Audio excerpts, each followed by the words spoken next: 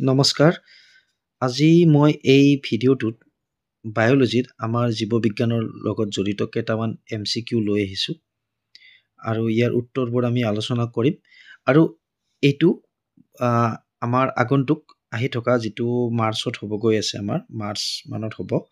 DMEৰ মানে স্বাস্থ্য বিভাগৰ এক্সামৰ লগত জড়িত, বিশেষকৈ আমাৰ জেনেৰেল ছায়েন্সৰ আৰু লগতে আছাম পুলিচৰ আমাৰ জেনেৰেল ষ্টাডিজৰ ভিতৰত পৰে এইখিনি, বা জেনেৰেল নলেজৰ ভিতৰত এইখিনি প্ৰশ্ন খুবেই ইম্পৰ্টেণ্ট। গতিকে আছাম পুলিচ আৰু DMEৰ কাৰণেও এইখিনি ইম্পৰ্টেণ্ট আৰু লগতে CTET বা অসম টেটৰ কাৰণেও এইখিনি খুবেই ইম্পৰ্টেণ্ট বুলি মই ভাবোঁ। এতিয়া প্ৰথম প্ৰশ্নলৈ আমি আগবাঢ়োঁ। Which part of the brain is responsible for regulating body temperature? মানে মগজুৰ কোনটো অংশই আমাৰ শৰীৰৰ তাপমাত্ৰা নিয়ন্ত্ৰণ কৰে? Option A cerebellum, option B hypothalamus, option C medulla oblongata, option D cerebrum. গতিকে আমাৰ শুদ্ধ উত্তৰ কোনটো হ'ব? এই গোটেইকেইটা অপশ্যনৰ ভিতৰত আমাৰ শুদ্ধ উত্তৰ হ'ব অপশ্যন বি হ'ব আমাৰ শুদ্ধ উত্তৰ, হাইপোথেলামাছ। গতিকে হাইপোথেলামাছ এই যিটো আমাৰ পাৰ্ট আছে, অংশ আছে ব্ৰেইনৰ, সেইটো মানে আমাৰ শৰীৰৰ তাপমাত্ৰা নিয়ন্ত্ৰণ কৰে। এতিয়া তাৰ পিছৰ প্ৰশ্নলৈ আমি আগবাঢ়িছোঁ। দ্বিতীয় প্ৰশ্ন, the basic structural and functional unit of the kidney is, মানে আমাৰ কিডনীৰ মৌলিক গঠন আৰু কাৰ্যক্ষম এককটো কি বুলি সুধিছে? Option A nephron, option B alveolus, option C glomerulus, option D renal cortex. গতিকে অকণমান আমাৰ বিজ্ঞানত অকণমান প্ৰনাউন্সিয়েশ্যনটো অলপ বেলেগ হয়, মানে শব্দবিলাকৰ। গতিকে অসমীয়া লিখনিত ভুল হ'ব পাৰে, আপোনালোকে সেইখিনি শুধৰাই ল'ব যদি অজানিতে ভুল হৈছে। গতিকে আমাৰ কিডনীৰ কাৰ্যক্ষম এককটো বুলি মনত ৰাখিব, আপোনালোকে তেনেকৈ মনত ৰাখিব। আমাৰ কোনটো হ'ব? ইয়াৰ সঠিক উত্তৰটো হ'ব আমাৰ অপশ্যন এ নেফ্ৰন। ইয়াৰে আমাৰ অপশ্যন এটো কাৰেক্ট হ'ব। তাৰ পিছৰ প্ৰশ্নলৈ আগবাঢ়িছোঁ। Which blood group is considered the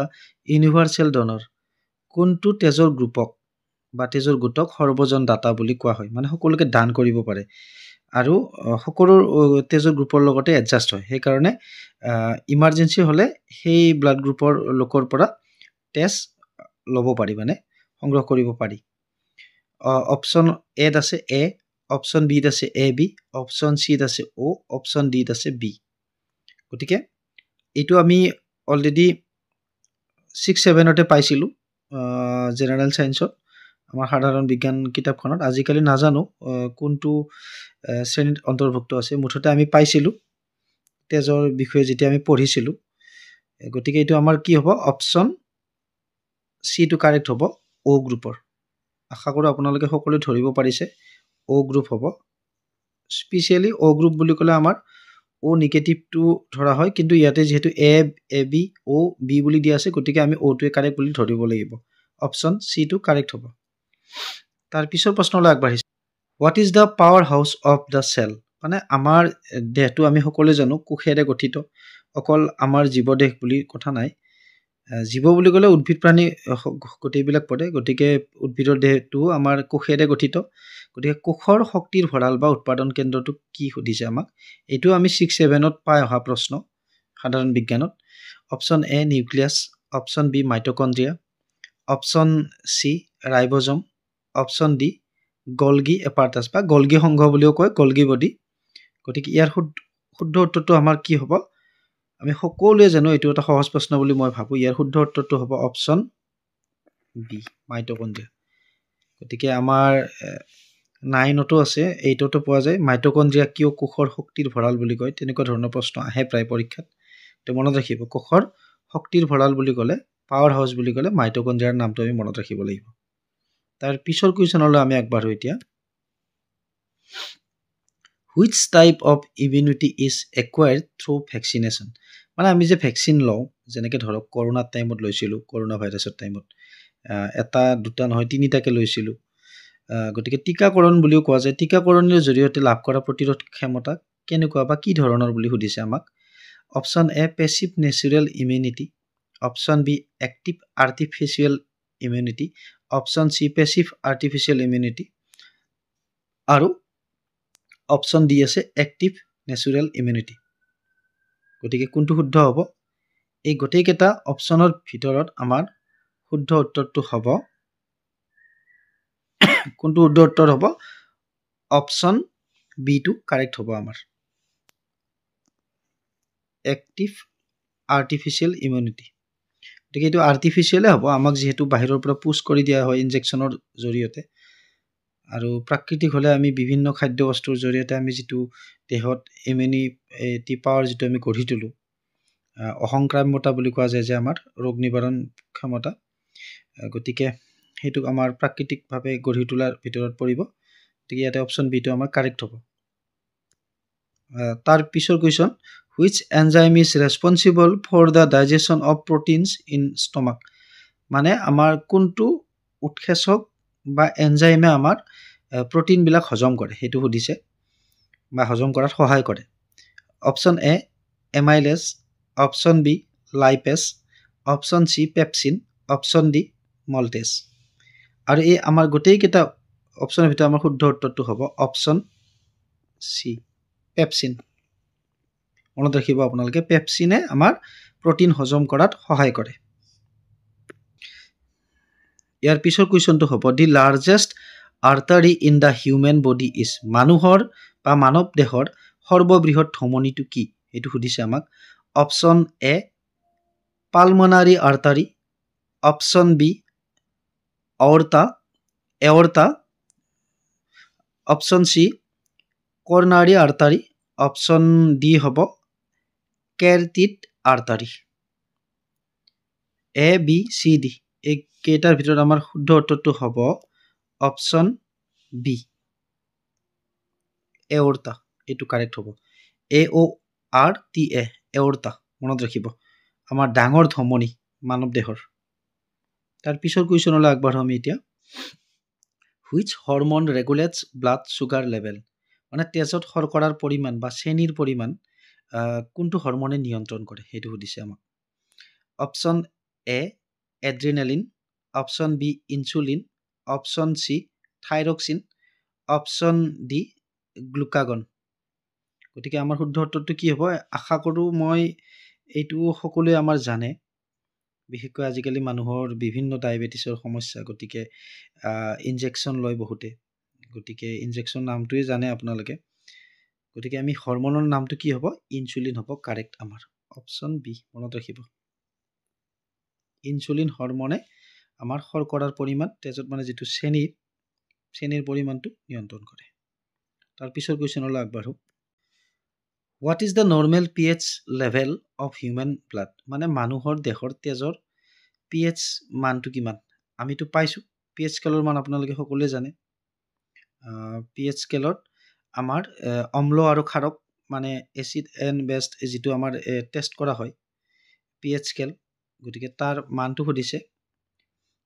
আমাক তেজৰ কি হ'ব option A 7.0 option B 7.4 option C 6.8 option D 8.0 আৰু ইয়াৰ আমাৰ কাৰেক্ট এনচাৰটো হ'ব অপশ্যন বি 7.4 সচৰাচৰ 7.35 পৰা 7.45 ৰেঞ্জৰ ভিতৰত থাকে কিন্তু আমাক যিহেতু ইয়াত 7.4 দিয়া আছে গতিকে অপশ্যন বিটোৱে আমাৰ কাৰেক্ট হ'ব এইটো অপশ্যন বিটো মনত ৰাখিব অপশ্যন বিটো আমাৰ ইয়াতে এপ্ৰপ্ৰিয়েট এনচাৰ হ'ব তাৰ পিছৰ কুৱেশ্যনলৈ আগবাঢ়ো এতিয়া নতুন কুৱেশ্যনটো আৰম্ভ কৰাৰ আগত মই এটা কথা কৈ থওঁ যিহেতু আমি pH স্কেলৰ কথা আমি পালোঁ ইয়াত গতিকে কেতিয়াবা প্ৰশ্ন আহে pH স্কেল 0ৰ পৰা কিমানলৈকে থাকে গতিকে এইটো প্ৰশ্ন অলৰেডি এবাৰ টেটত আহি গৈছে হাইস্কুল টেটত এমই টেটত বহুতবাৰ আহি থাকে গতিকে pH স্কেল সদায় 0ৰ পৰা 14লৈকে থাকে আৰু নিউট্ৰেল যিটো হ'ব মাজত হ'ব আমাৰ 7 ঠিক আছে গতিকে যিমানে 7ৰ পৰা ডাউনত আহে এইফালে 0লৈকে সেইখিনি আমাৰ কি হয় অম্ল হয় মানে টেঙা টেঙা লাগিব এচিড বেছ হ'ব এচিড থাকিব আৰু এইফালে 7ৰ পৰা যিমানে 14 লৈকে বাঢ়ি যায় সেইফালে আমাৰ কি থাকিব কি হ'ব আমাৰ খাৰ হ'ব খাৰুৱা হ'ব ঠিক আছে মই এইটো এনে থুলমূলকে দিলো আপোনালোকক সেই গতিকে আমি পানী যে খাওঁ পানীৰ pH স্কেল আছে মাজত হ'ব লাগিব আমাৰ বেছি আমলিক হ'ব নালাগিব বেছি খাৰুৱা হ'ব নালাগিব ঠিক তেনেকৈ আমাৰ তেজৰ pH লেভেলটো কিমান থাকে 7.35 ৰ পৰা 7.45 ৰ ভিতৰত থাকে এইখিনি মনত ৰাখিব আপোনালোকে তাৰ পিছৰ কুৱেশ্যনলৈ আগবাঢ়ো এতিয়া which vitamin is known as ascorbic acid মানে কোনটো ভিটামিনক ascorbic acid বুলিও জনা যায় vitamin A option B vitamin B option C vitamin C option D vitamin D গতিকে ইয়াৰ সঠিক উত্তৰটো হ'ব আমাৰ অপচন C হ'ব ভিটামিন C ক আমি ascorbic acid বুলিও জনা যায় মনত ৰাখিব এইটো আপোনালোকে তাৰ পিছৰ কুৱেশ্যনলৈ আগবাঢ়ো এতিয়া নতুন question the functional unit of the nervous system is called মানে স্নায়ুতন্ত্ৰৰ আমাৰ নাৰ্ভাছ সিস্টেম যেটো আছে তাৰ কাৰ্যক্ষম এককটো কি বুলি কোৱা হয় option A axon option B neuron option C dendrite option D synapse এইটো কোৱা হয় গতিকে option D synapse option C dendrite neuron আৰু axon গতিকে এই গোটেইকেইটা অপচনৰ ভিতৰত আমাৰ সঠিক উত্তৰটো হ'ব কি হ'ব আমাৰ ইয়াৰ সঠিক উত্তৰটো হ'ব আমাৰ নিউৰন অপচন বি নিউৰনটো কাৰেক্ট হ'ব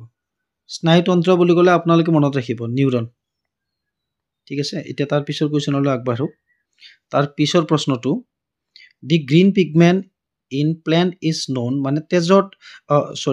উদ্ভিদত থকা সেউজীয়া ৰঙৰ পদাৰ্থটো কি বুলি কোৱা হয় বা ৰসায়নটো option A carotene option B chlorophyll option C anthocyanin option D xanthophyll গতিকে এইটো আপোনালোকে আইডিয়া কৰিব পাৰিছে আমাৰ গোটেইকেইটা অপচনৰ ভিতৰত আমাৰ শুদ্ধ উত্তৰটো হ'ব অপচন বি ক্লৰোফিল আৰু আমি অসমীয়া দিয়া পত্ৰ হৰিত বুলি কওঁ পত্ৰ হৰিত পাতত থাকে বা হৰিত কণা বুলি কোৱা যায় হৰিত কণা গতিকে এইটো মনত ৰাখিব আপোনালোকে তাৰ পিছৰ প্ৰশ্নলৈ আমি আগবাঢ়ো এতিয়া তাৰ পিছৰ প্ৰশ্ন the largest bone in the human body is মানুহৰ শৰীৰৰ আটাইতকৈ ডাঙৰ হাড়ডাল কি সুধিছে option A humerus option B femur option C tibia option D radius আৰু এই গোটেইকেইটা অপচনৰ ভিতৰত আমাৰ শুদ্ধ উত্তৰটো হ'ব অপচন বি ফিমাৰ বা থাই বন বুলিও কোৱা যায় আমাৰ এইটো থাই বন বুলি কোৱা যায় মনত ৰাখিব আঁঠুৰ ওপৰৰ অংশখিনি গতিকে ফিমাৰটো মনত ৰাখিব আপোনালোকে আমাৰ আজিৰ এই ভিডিঅ'ৰ একেবাৰে শেষৰ প্ৰশ্ন which blood cells are responsible for immunity মানে আমাৰ ইমিউনিটি সিস্টেম যেটো আছে ৰোগ প্ৰতিৰোধ কৰিব পৰা ক্ষমতা মানে তেজৰ কোনবিলাক কণা ইয়াৰ সৈতে জড়িত হৈ থাকে বা কোনবিলাক কণাৰ প্ৰয়োজন অপচন এ ৰেড ব্লাড সেল ৰক্তকণিকা ৰক্তাণু বুলি আছে ইয়াতে কিন্তু লোহিত ৰক্তকণিকা হয় হোৱাইট ব্লাড সেল শ্বেত ৰক্তকণিকা অপচন সি প্লেটলেটছ আৰু অপচন ডি প্লাজমা আমাৰ ইয়াৰ সঠিক উত্তৰটো হ'ব অপচন বি শ্বেত ৰক্তকণিকা হোৱাইট ব্লাড সেল মনত ৰাখিব ইমিউনিটি সিস্টেমৰ লগত জড়িত আৰু ইয়াক কি বুলি কোৱা হয় লিউকোসাইট বুলি কোৱা হয়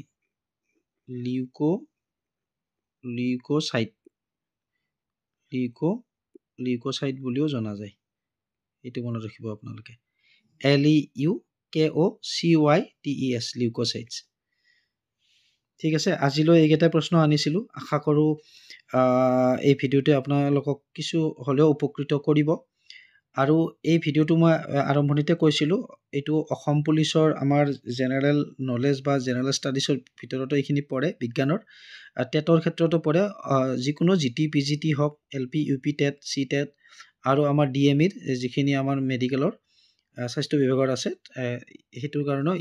এই ভিডিঅ'টো খুবেই ইম্পৰ্টেণ্ট আৰু এই প্ৰশ্নৰ উত্তৰবিলাক খুবেই ইম্পৰ্টেণ্ট